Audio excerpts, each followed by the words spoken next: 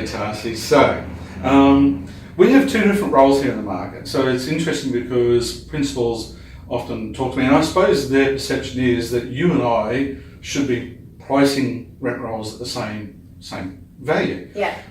Your reasons for valuing a rent roll, I think, are probably different from mine. So I'm assessing it from the perspective of what I think the market will pay for it, keeping in mind though what banks are going to fund on it and what you as valuers are going to value it up, because there's no point me trying to go out there and get a multiple that's unachievable and they're not going, a buyer can't get finance for. But even with that, I'm looking at a different perspective for you, and I don't go through the detail that you do. So your process of valuing a rent roll is different from mine in assessing what it would sell for in the market. How do you see that? Yeah, well, I'm looking at it from a financial point of view. So I'm assessing the risk for a financier or financially for a buyer or even seller. So when I'm going through the process, I need to ensure that my value meets the market, and I'm comparing to the last 12 months of sales. So if I don't have, say, something at 340, I can't go and value it at 340 when the market's only saying 320. So I can't go above and beyond, and I would love to, but I need to ensure that the banks are covered. Yeah. That's my job. Correct. Whereas for me, I don't go and look in detail. We get numerous reports. We get a lot of information from the seller. I get all the information that a buyer requires to make a fair assessment on what that rent roll is worth to them.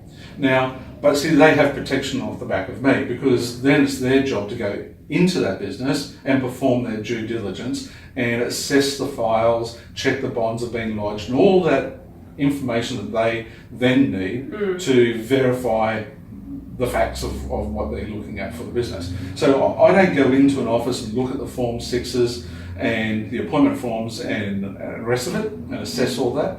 That's up to the buyer to do. Whereas for you actually do go through in detail. Full risk assessment. So that, we don't go into a full due diligence. That's not my role, but I do a spot check. So I do go through the management agreements. I only do 10% of the portfolio and obviously the tenancy agreements for the correlating file. But I'm just doing a check. I'm making sure that the management fee you're telling me you're charging is the management fee in your management agreement. Yeah. I'm making sure the rent being paid by the tenant. It's amazing how often that differs. So often. So the software program is saying one thing, and the Form 6 or the old PAMD Act, Form 22, is different. Yes. So human error is a big part of it, and the second one is a lot of people don't understand GST and how to, take it out or, even really how to add it on. So when we're looking at it, we'll make the comments, and we'll always let the business owner know, hey, this is what we're seeing, and they can fix it up. It's their job to fix it up. But from a bank point of view, they want to know that. They want to know if they need to get all brand new management agreements done up to fund the sale. They'll have their own, or even like another valuation in 6 months. Or initial or signatures missing, because that's going to have... Well, that's part of your due diligence. That's not my role either. I'm coming from the financial point of view. I'm making sure that what you're saying is correct, because that's what's supposed to be going through your trust account. So I'm just making sure all of that goes in. Now, I don't do an audit on your trust account or anything like that. That's what an auditor is meant to do. Yep.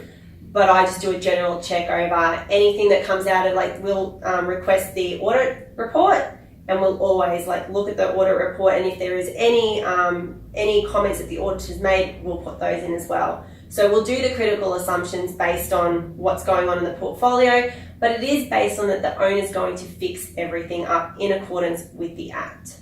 Okay, awesome. Thanks very much, Tarsi. You're welcome.